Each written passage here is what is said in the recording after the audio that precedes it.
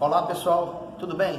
Vou começar uma aula aqui de geografia hoje, falando da velha ordem mundial e da nova ordem mundial. Então aqui eu separei a velha ordem e do outro lado eu coloquei a nova ordem mundial. Então, primeira característica da velha ordem, período que vai de 1945, com o fim da Segunda Guerra Mundial, até 1989. Já a nova ordem, ela é o período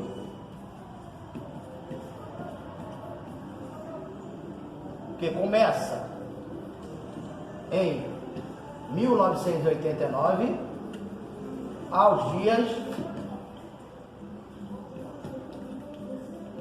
atuais.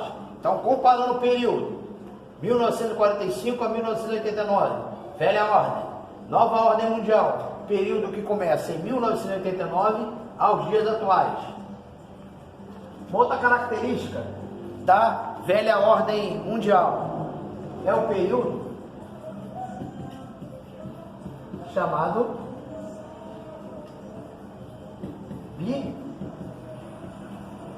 bipolar. Uma outra característica da nova ordem, período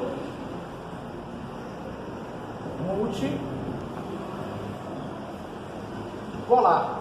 No período bipolar, as superpotências Estados Unidos e União Soviética, elas comandavam o mundo com os seus sistemas econômicos, né? Bloco capitalista, liderado pelos Estados Unidos, bloco socialista, liderado pela então União Soviética. Então é um período chamado de Guerra Fria, porque havia os conflitos ideológicos, conflitos entre sistemas, capitalista versus socialista.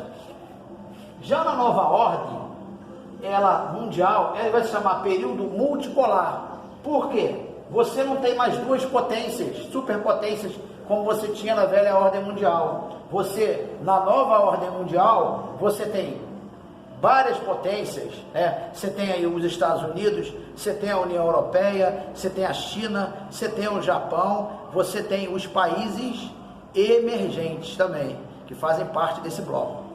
O item 3, tá? Como era medido esse poder?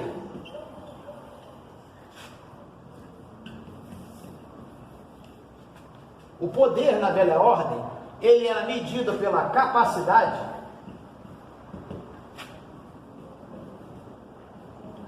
militar ou bélica. Já na nova ordem mundial, o poder é medido pela tecnologia,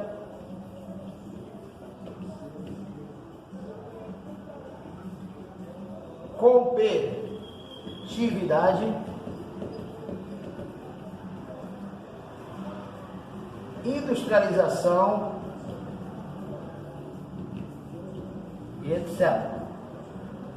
Quarto item aqui, que a gente pode falar do quarto item, tá? É um símbolo da Guerra Fria. Qual seria o símbolo da velha ordem mundial? O símbolo aqui, construção do Muro de Berlim. Em 1961 foi construído o Muro de Berlim. É um símbolo da velha ordem. Um símbolo da nova ordem, a queda do Muro de Berlim. Então você tem essas quatro características aí, como eu coloquei para vocês.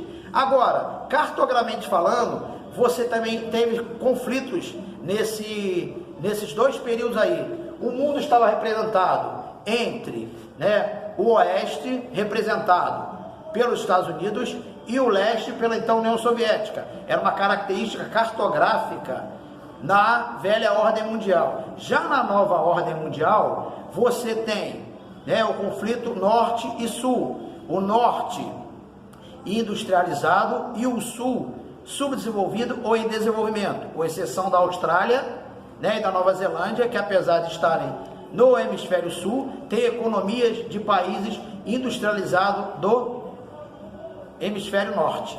Uma outra informação importante é que você tem, na velha ordem, a Alemanha dividida entre oriental e ocidental. Na nova ordem, você tem a Alemanha reunificada, ok?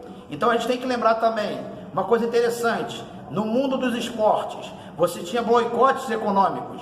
Na Guerra Fria nós tivemos um boicote em 1980, onde foi realizada a Olimpíada em Moscou, e em 1984 em Los Angeles, nos Estados Unidos, também teve boicote, ok?